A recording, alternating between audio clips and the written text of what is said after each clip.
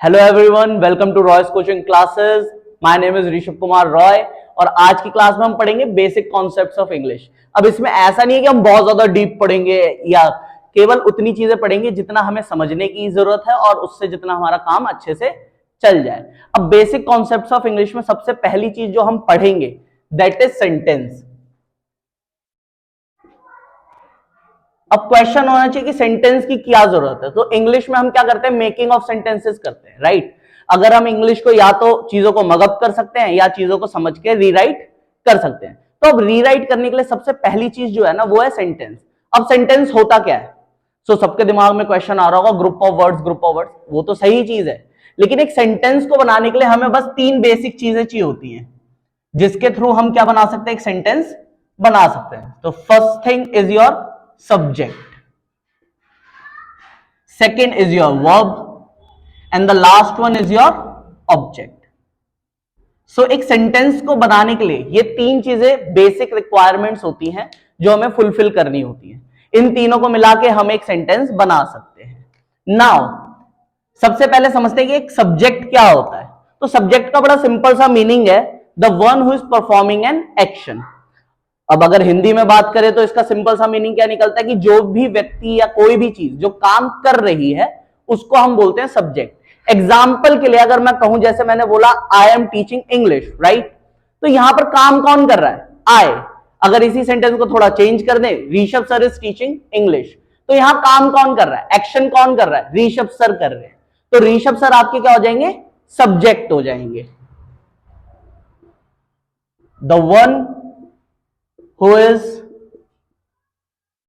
performing an action, इसको बोलते हैं हम सब्जेक्ट। अब सब्जेक्ट के अंदर हमने बेसिक चीजें पढ़ी हैं, I, we, then you, then आपका आता है he, she, they, singular noun,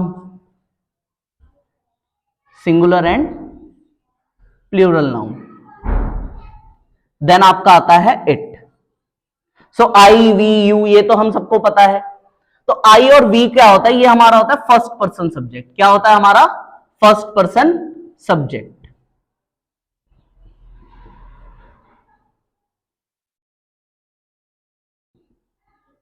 then हमारा जो यू होता है ये होता है हमारा सेकंड पर्सन सब्जेक्ट।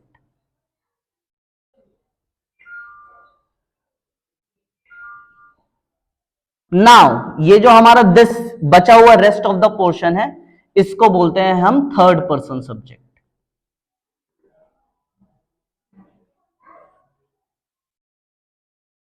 चलिए, तो सब्जेक्ट में अभी आया सिंगुलर एंड प्लूरल नाउन। तो सिंगुलर और प्लूरल तो हमें पता है, singular means single one, plural means more than one. बात करते हैं कि नाउन का क्या मतलब होता है, क्योंकि बहुत सारे बच्चों को डाउट्स होते हैं कि नाउन क्या होता है, राइट। तो नाउन का अगर मैं डेफिनेशन करूं तो बहुत बच्चे क्या करते हैं, बहुत लोग सेम डेफिनेशन वही जो रटी रटाई है, name of a place, thing and फलाना ढिमकाना। नाउन को अगर मुझे 3 या 4 वर्ड में समझना है तो नाउन का मतलब होता है नेम ऑफ एनीथिंग। क्या? Name of anything. किसी भी चीज का नाम क्या कहलाता है? नाउन कहलाता है। आई थिंक यहां तक सबको समझ आ गया होगा। अब बात करते हैं इट।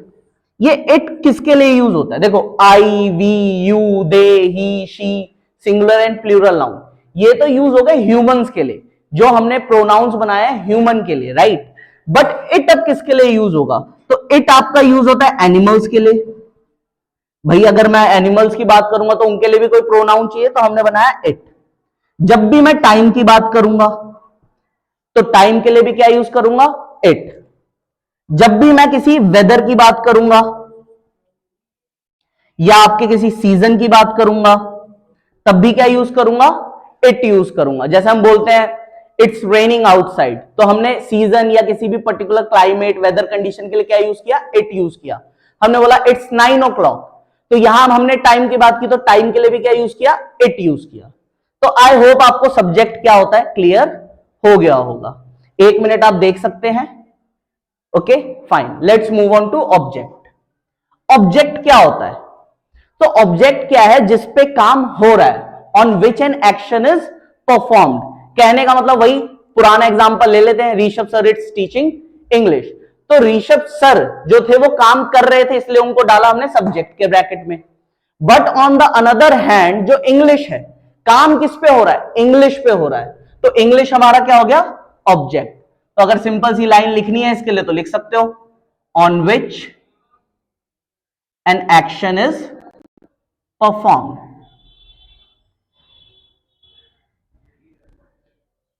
सो आई होप यहां तक आपको समझ आ गया होगा, राइट?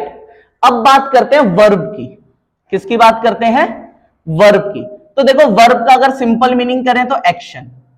एक्शन का मतलब होता है वर्क, यानी अगर मुझे वर्ब समझना है तो वर्ब का सिंपल मीनिंग एक्शन है। कोई भी काम जो हम करते हैं वो वर्ब होती है। लेकिन ये सिर्फ यहीं तक नहीं होती, वर्ब के और भी टाइप्स होते हैं। क्योंकि मैंने बोला सेंटेंस बनाने के लिए जो बेसिक रिक्वायरमेंट्स है वो तो इन 3 चीजों की है, लेकिन केवल सेंटेंस बेसिक रिक्वायरमेंट्स पे हर सेंटेंस नहीं बन सकता।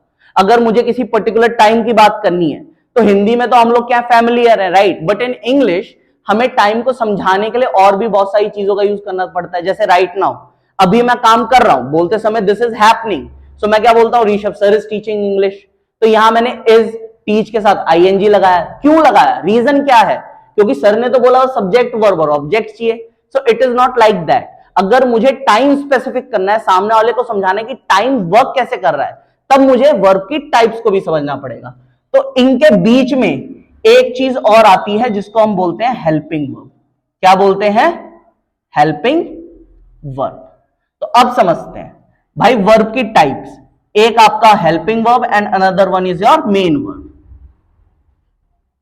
Helping verb and then your action verb, जिसको हम और क्या बोलते हैं? मेन वर्ब भी बोलते हैं। अब इसके बहुत सारे नाम है, इसको हम ऑक्सिलरी वर्ब्स भी बोलते हैं, राइट? आई होप यहां तक सबको समझ आ गया होगा।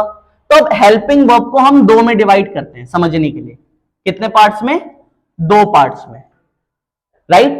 तो हेल्पिंग वर्ब को हमने जब डिवाइड किया तो पहला तो हमारा आता है is, am, are, has, have, had, right? Then your did, was, were and etc, because we have some more, right?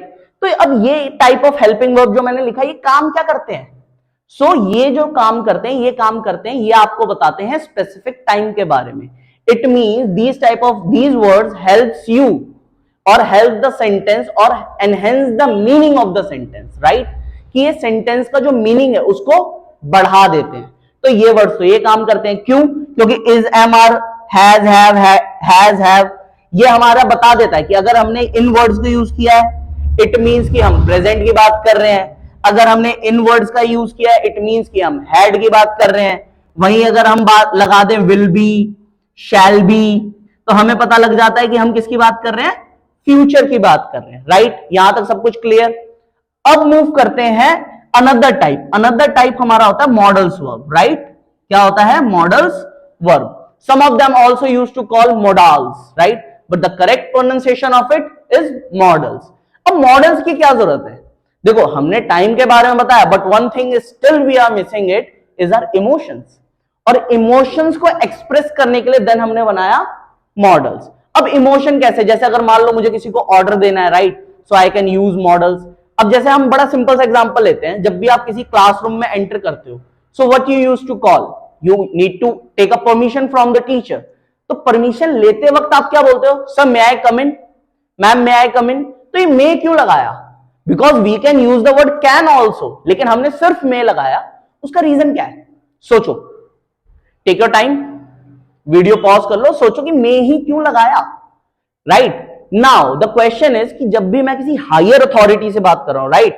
Higher authority बोला है, हायर एज नहीं। जब भी मैं किसी हायर अथॉरिटी से बात कर रहा हूं या मुझे किसी को रिस्पेक्ट देनी है, राइट? अगर मान लीजिए मेरे दोस्त हैं, अगर मैं उनको भी रिस्पेक्ट देना चाहता हूं तो मुझे क्या वर्ड यूज करना पड़ेगा? मे। क्यों? क्योंकि मे क्या है? हमारे फॉर्मल कंटेक्स्ट के लिए यूज होता है।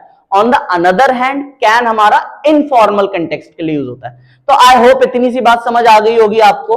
तो मॉडल्स हमारा यूज होता है यूज टू शो इमोशंस।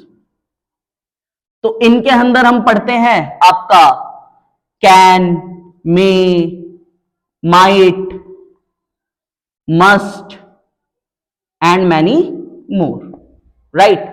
तो अब मैंने आपको रिस्पेक्ट के लिए तो बात कर ली, हम इन वर्ड्स का यूज करके, जो इज एम आ रहा है, इसको यूज करके हम पॉसिबिलिटी भी नहीं दिखा सकते। जैसे अगर हम कभी मौसम देखते हैं तो हम बोलते हैं यार आज शायद बारिश होगी, right. So in English we can say it may rain today, easy. But वहीं जब हमारे मम्मी पापा बोलते हैं तो बोलते हैं आज तो पक्का बारिश होगी। Our parents used to call कि आज तो पक्का बारिश होगी। इसको इंग्लिश में कैसे बोलेंगे? बिकॉज समहाउ हमारे जो पेरेंट्स हैं उनको एक्सपीरियंस है, तो उनकी पॉसिबिलिटी हाइयर है, और मोस्ट ऑफ द टाइम 100% ही होती है। तो उस टाइम हम बोलते हैं इट मस्ट रेन टुडे। इसलिए हमें मॉडल्स की जरूरत है, क्योंकि हम सर्टेन टाइप ऑफ इमोशंस को मॉडल्स के थ्रू दिखाते हैं। टाइम के बारे में अगर मुझे बात करनी है कि हम किस पर्टिकुलर टाइम की बात कर रहे हैं, देन हमें ये वाले हेल्पिंग वर्ब्स चाहिए होते हैं। Easy, that much part. Now let's move on to action verb और मेन वर्ब। क्या होता है? सिंपल सी बात, किसी भी वर्क को हम क्या बोलते हैं? एक्शन वर्ब कहते हैं। जैसे right now I am doing what? Teaching. So teaching is a type of action verb. Then if I am walking, so walk is also a type of action verb. And many more, because I know आप सबको बहुत सारे action verb पता होंगे। सो आज की video में हम बस इतना सा पार्ट समझेंगे सेंटेंस का। नेक्स्ट वीडियो में दोबारा मिलेंगे पार्ट 2 के साथ, और उसमें हम डिस्कस करेंगे टॉपिक टेंस का। Thank you everyone.